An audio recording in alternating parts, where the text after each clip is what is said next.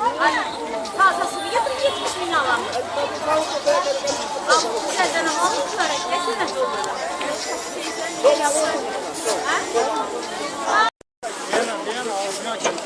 Ya üç kademden ya karşılar gider ya üç kademlerden.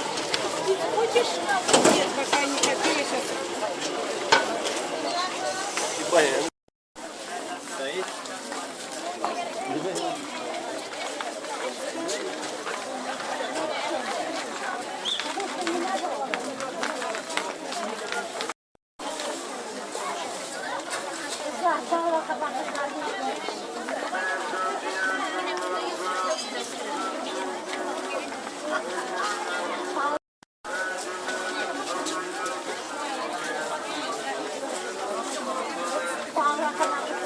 Na tuwej boku, o tak.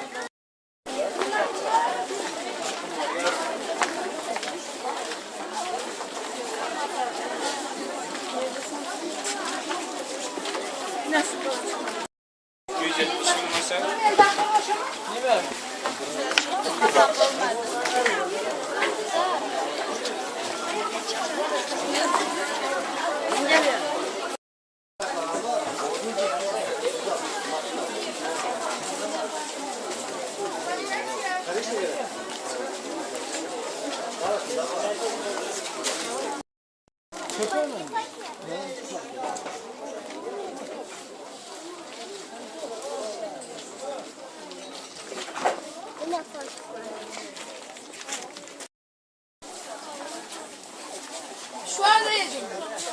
Ne yersin? Maydanoz öldür ya.